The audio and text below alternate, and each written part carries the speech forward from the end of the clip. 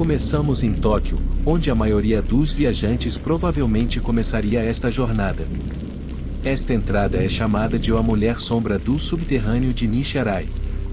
A experiência foi submetida por uma mulher na casa dos 40 anos, no dia 21 de abril de 2023, mas aconteceu em uma noite fria de janeiro, no mês passado. Algo realmente estranho e assustador aconteceu quando eu passei pelo subterrâneo de Nishirai.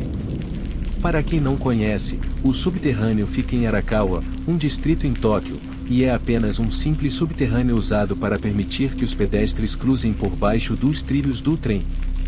É um lugar bastante limpo e a iluminação não é ruim, mas seria perdoável vê-lo apenas como um subterrâneo e nada mais. No entanto, para nós, moradores locais, é mais do que isso. Ele é bastante famoso. Dizem que o subterrâneo é assombrado. Todos os locais já ouviram as histórias. Oi, aqui é Jay. Eu realmente consegui encontrar o local. Se você olhar para a tela agora, pode ver o exato subterrâneo em questão. Vou colocar a localização na descrição se você quiser ver mais da área. Espero que isso ajude a fornecer contexto. Enfim, voltando à história, aparentemente, costumava haver uma passagem de nível ao invés do subterrâneo, mas devido a um trágico acidente, foi considerado muito perigoso atravessar os trilhos acima do solo. A lenda diz que houve um trágico acidente envolvendo uma mãe e seu filho. Eles estavam tentando atravessar os trilhos quando não deveriam e foram atropelados por um trem. Alguns dizem que este evento trágico foi a razão pela qual o subterrâneo foi construído. Outros não têm tanta certeza, mas eu definitivamente acho que tem algo a ver com a decisão do conselho. Os trilhos estão todos cercados agora e todos nós usamos o subterrâneo ou métodos alternativos de travessia. Nós, locais, nunca esquecemos o trágico acidente que aconteceu e não demorou muito para que os rumores sobre o subterrâneo começassem a se espalhar pela área. Houve relatos de avistamentos de fantasmas no subterrâneo.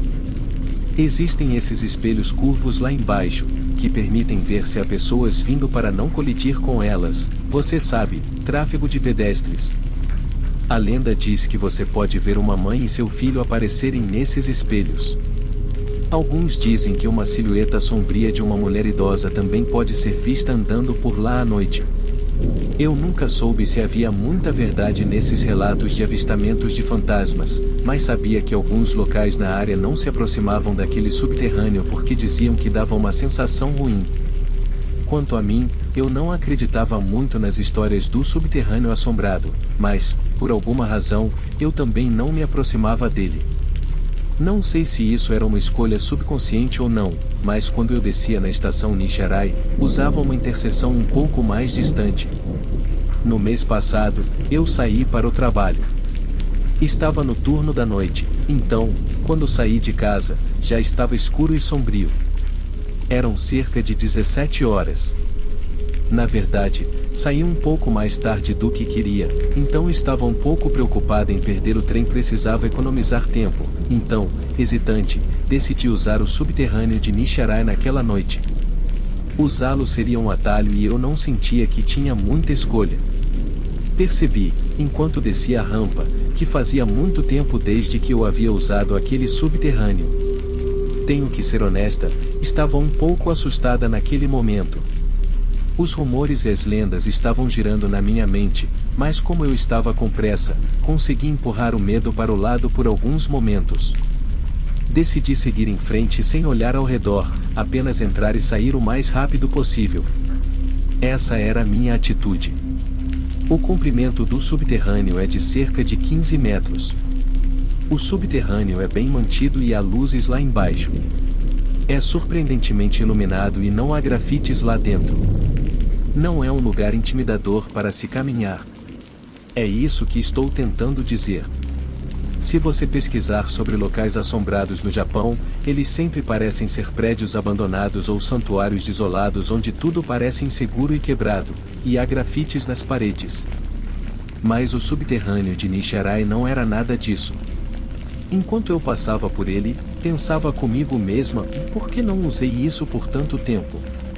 Posso economizar muito tempo assim. Eu já estava a mais da metade do caminho no subterrâneo, e quando estava prestes a virar a esquina para começar minha subida para as ruas acima, dei um passo para fora da boca do subterrâneo e foi nesse momento que ouvi algo.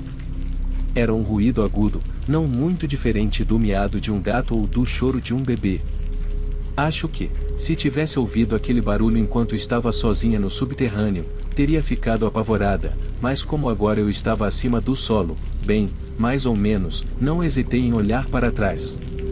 Girei para ver uma mulher parada ao pé das escadas que eu havia acabado de subir para sair do subterrâneo. Ela parecia ter entre 20 e 30 anos e estava usando uma saia de aparência moderna. Mas o mais marcante sobre essa mulher era a aura que ela emitia. Era como se, no momento em que pus os olhos nela, eu soubesse que havia algo profundamente perturbador nela. Ela parecia a personificação da depressão e tristeza. Outra coisa muito estranha era o fato de que eu mal podia ver essa mulher. Ela estava quase sombria. Havia uma sensação muito forte de escuridão ao vê-la. À primeira vista, pensei que ela fosse apenas uma mulher comum, então não prestei muita atenção e apenas me apressei para sair do subterrâneo. Eu iria me atrasar para o trabalho, afinal. Cheguei à estação e peguei meu trem a tempo. Minhas preocupações com o atraso começaram a diminuir quando me sentei no trem. Relaxei um pouco, mas, como minha mente não estava mais ocupada, pensei na mulher que vi no subterrâneo. Ela de repente voltou à minha mente. Eu podia vê-la na minha mente, parada lá, ao pé das escadas, olhando para mim. Algo não parecia se encaixar. Estávamos no meio de janeiro. Por que ela não estava usando um casaco? Estava muito frio lá fora. Ela deve ter estado com muito frio. Outra coisa me ocorreu enquanto eu passava pelo subterrâneo. Por que não ouvi os passos dela me seguindo? Como ela apareceu do nada? Aquele som agudo de choro, de onde veio também? Quanto mais eu pensava sobre isso, mais eu achava que soava como uma criança, em vez de um animal. Comecei a me sentir muito desconfortável e assustado. A coisa que realmente se destacou para mim como um ponto decisivo foi a escuridão geral que aquela mulher emitia. O subterrâneo estava iluminado, mas ela estava lá, parecendo uma sombra viva. Eu mal podia vê-la quando deveria ser capaz de vê-la perfeitamente.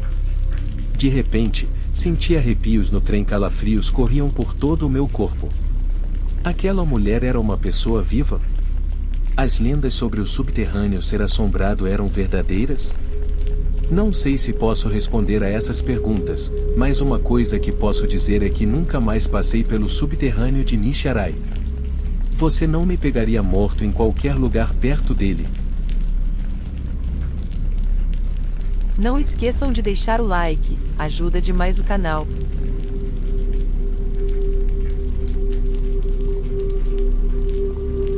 A seguir, vamos para Omori. Esta experiência foi enviada por uma mulher na casa dos 30 anos e apareceu online em novembro de 2020.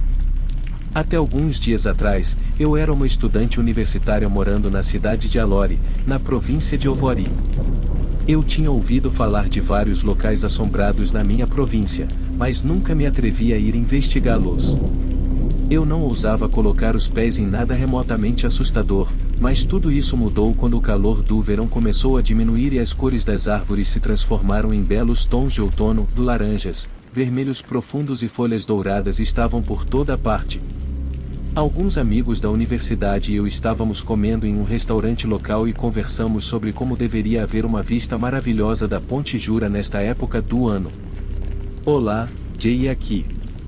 Consegui encontrar a ponte novamente. Se você olhar para a tela, verá uma imagem da ponte no outono. Também colocarei o link na descrição. Embora, se você quiser ver a visão da rua, não será no outono, mas você terá uma ideia geral. Enfim, voltando à história. Eu sabia que a ponte era um famoso destino turístico, então, a princípio, eu não queria ir. Mas todos os meus amigos pareciam realmente interessados em ir até lá, então acabei dizendo sim. No carro, a caminho da Ponte Jura, eu estava fazendo algumas pesquisas.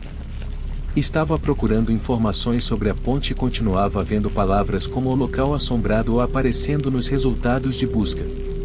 Eu não estava ciente da sua reputação como um local assombrado, então cliquei em um dos links.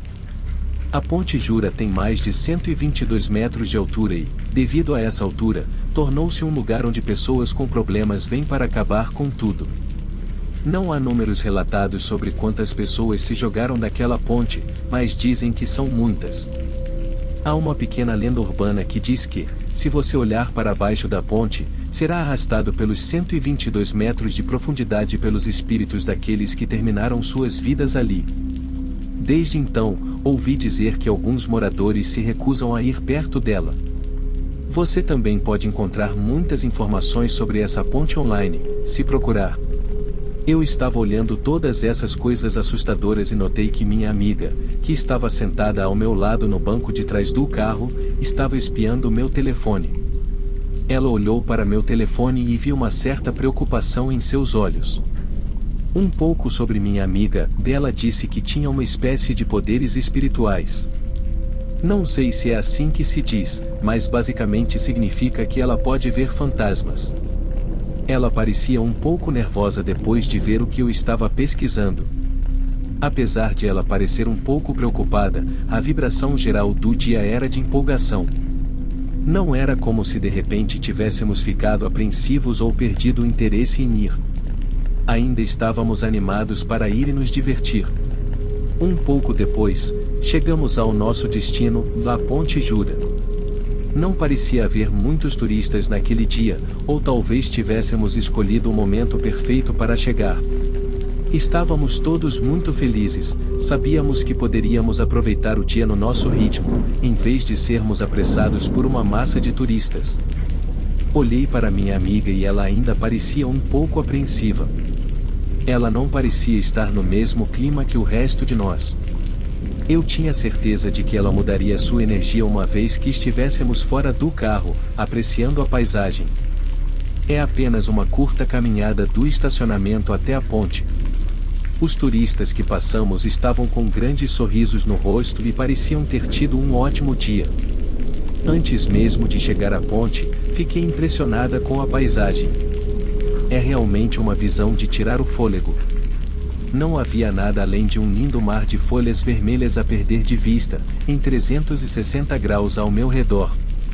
Todos sacaram seus smartphones e começaram a tirar fotos e vídeos, mas aquela minha amiga, que estava no banco de trás do carro comigo, não estava participando.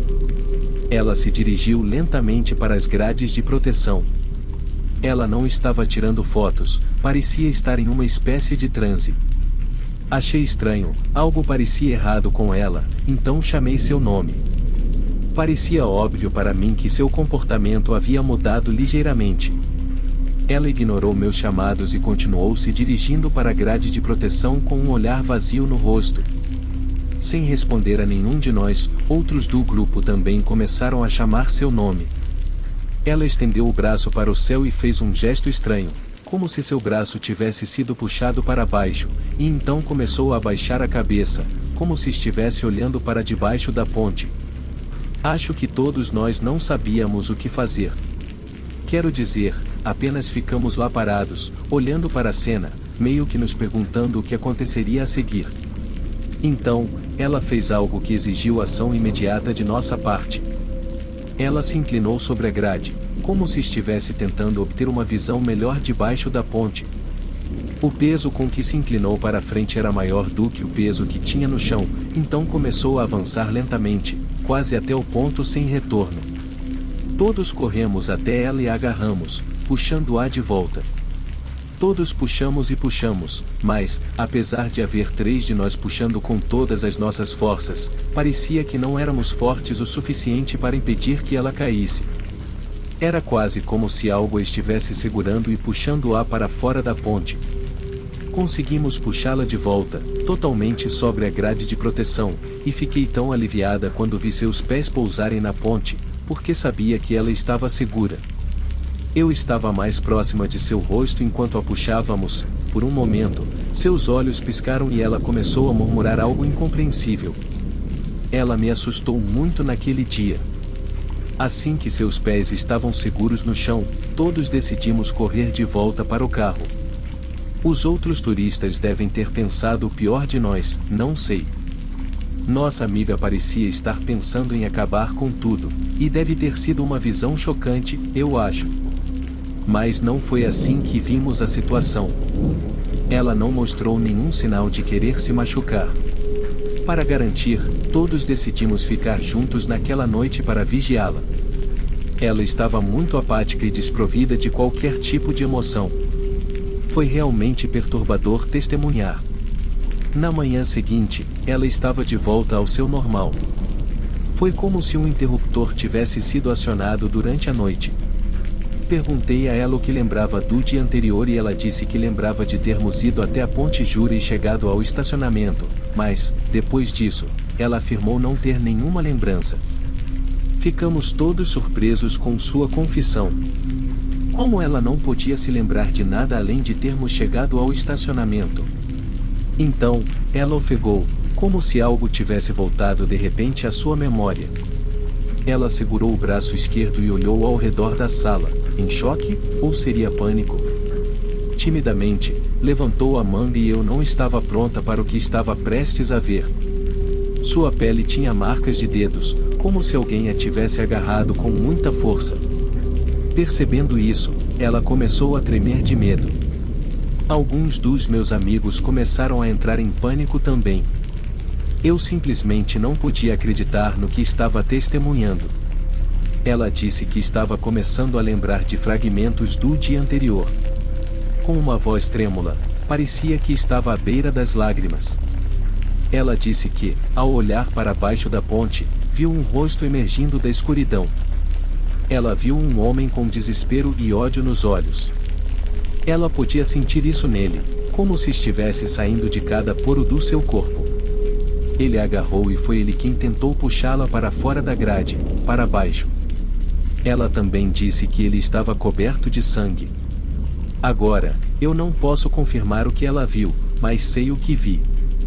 Naquele dia, vi uma de minhas amigas entrar em um tipo de estado de transe e quase se jogar da Ponte Jura. Também vi aquelas horríveis marcas escuras em seu braço na manhã seguinte. Nem preciso dizer que nunca mais voltamos.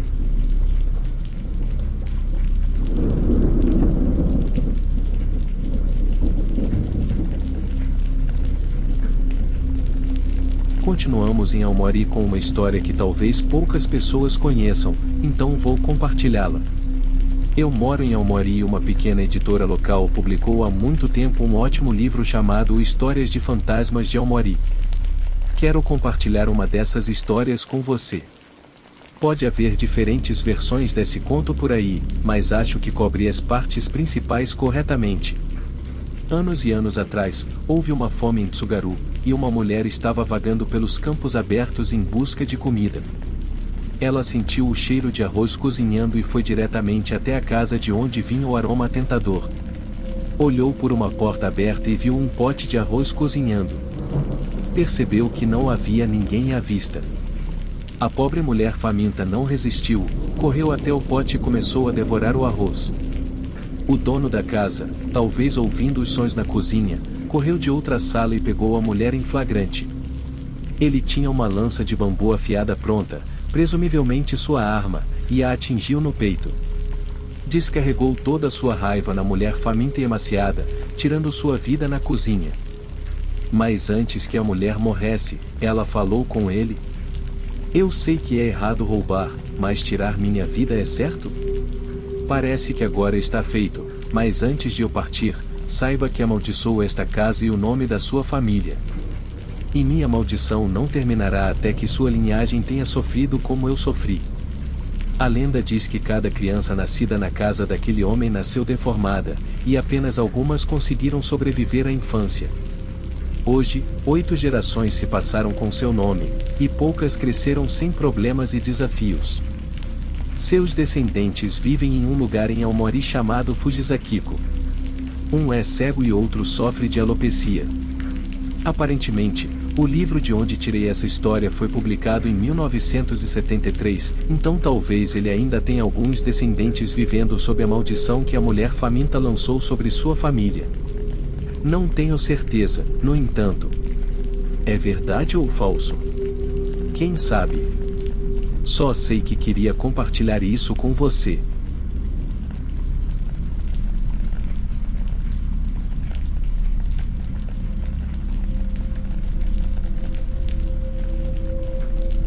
Esta próxima experiência nos leva à prefeitura de Ivate e foi submetida por uma mulher na casa dos 50 anos, em agosto de 2020, mas aconteceu muitos anos antes. Isso aconteceu quando eu estava na casa dos 20 anos. Eu trabalhava em uma creche em Ivate, que era mais como um centro de cuidados diários. Cuidávamos das crianças até que seus pais viessem buscá-las após o trabalho. O mais tardar que as crianças saíam era por volta das 19h30, e então os funcionários limpavam tudo e preparavam o local para o dia seguinte. Na noite em que essa experiência ocorreu, todos os funcionários foram chamados para uma reunião de equipe após os alunos irem embora. Nós nos reunimos em uma das salinhas da creche. Depois de compartilhar algumas informações e discutir sobre os alunos e eventos futuros, começamos a nos preparar para ir embora. De repente, um barulho nos parou. Ouvimos o som de passos correndo pelo corredor, claramente parecendo os passos de uma criança. Ficamos todos tão chocados ao ouvir isso, porque só deveria haver funcionários ali naquela hora da noite. Todos na sala ficaram em silêncio, ouvindo e trocando olhares de descrença. Eu pensei, talvez uma das crianças não tenha sido buscada e esteja escondida de nós. Mas parecia impossível.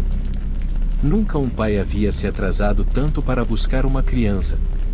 Isso simplesmente não acontecia. Além disso, como nenhum de nós teria percebido que uma criança não foi pega ou até mesmo encontrado uma criança escondida em nossa creche tão pequena? Antes que eu pudesse pensar no que fazer a seguir, ouvi os passos correndo de volta na direção oposta. Desta vez, houve outro barulho. Tínhamos sacolas penduradas em ganchos no corredor, sacolas de troca para algumas das crianças. Parecia que alguém havia batido em cada sacola com a mão enquanto corria. Eu conhecia bem esse som. Desencorajávamos as crianças de fazer isso. Não posso dizer quantas vezes por dia eu dizia às crianças: não batam nas sacolas, elas vão cair. Além disso, era muito irritante ouvir esse som no meio de uma aula. Isso tudo aconteceu muito rapidamente, aliás. Não tivemos chance de dizer nada uns aos outros enquanto ficávamos em silêncio na sala. Estávamos certos de que a porta de entrada estava trancada e que todas as crianças haviam ido para casa. Alguns segundos de silêncio se passaram e ouvi um dos meus colegas perguntar: "O que é isso? Um fantasma?" Todos nos olhamos em choque novamente. Realmente não sabíamos o que pensar. Como esses eram sons cotidianos que estávamos ouvindo, não estávamos realmente com medo do que estava acontecendo. Eu me ouvi dizer: "Não é um dos meus alunos." Não havia base para eu dizer isso, mas julgando a situação apenas pelos sons que acabará de ouvir, eu sentia fortemente que não era um dos meus alunos. Algo simplesmente parecia diferente. Naquela época, tínhamos uma colega que afirmava ter um forte senso de entendimento espiritual. Ela dizia que tinha a habilidade de sentir a presença de fantasmas. Ela foi a primeira a abrir a porta e investigar. Nossa creche estava escura e silenciosa. As salas de aula estavam imóveis e todo o lugar parecia ter assumido uma nova atmosfera desde o momento em que ouvimos aqueles pequenos passos correndo pelo corredor. Não havia ninguém no corredor. Não havia ninguém além de nós na escola naquela noite, e sabíamos disso profundamente. Nenhuma criança estava brincando de pregar peças. Estávamos experimentando algo talvez de outro mundo. A mulher que afirmava poder interagir com espíritos disse que ouviu uma voz infantil sussurrar: "Vamos brincar." Ficamos em silêncio, esforçando-nos para ouvir, tentando descobrir o que estava acontecendo e testar se poderíamos ouvir alguma coisa. Juro que ouvi uma risada infantil vindo bem na minha frente, Uma voz sem corpo na quietude da noite. A mulher espiritual então disse que sentia pena da presença que estava conosco naquela noite. Ela disse que ele havia encontrado circunstâncias tristes. Você não pode ficar aqui. Você tem outro lugar para ir, não tem? Que ela disse em voz alta. Desde o momento em que ela disse essas palavras, nada mais aconteceu. Nenhum passo fantasmagórico ou voz sem corpo. Todos ficamos incertos sobre o que experimentamos naquela noite, mas aqueles passos que ouvimos, que seriam os passos de um espírito errante? Uma criança, talvez? Se uma pessoa tivesse dito que ouviu e me contado, acho que eu estaria pronta para argumentar que ela poderia estar ouvindo coisas ou apenas imaginando. Você sabe, se você trabalha com crianças o dia todo, os barulhos que elas fazem podem ficar com você depois do expediente, acredite. Mas todos nós experimentamos isso, então acho que nenhum de nós pode dizer que estávamos ouvindo coisas naquela noite ou imaginando. Minha colega espiritual disse, em uma data posterior, o seguinte: e talvez alguma criança infeliz que tenha falecido tenha vindo à nossa creche na esperança de brincar com alguém da sua idade. E devo dizer que isso me atingiu como uma tonelada de tijolos. Senti algo mais próximo da pena do que do medo depois que ela disse isso. Rezei por aquele garotinho. Não me importo se há ou não uma explicação lógica, porque simplesmente não consigo encontrá-la. Espero que aquele pequeno não esteja mais vagando sozinho e espero que sua alma esteja em paz. Ou melhor ainda, espero que ele esteja lá em cima com mais colegas de brincadeira do que sabe o que fazer.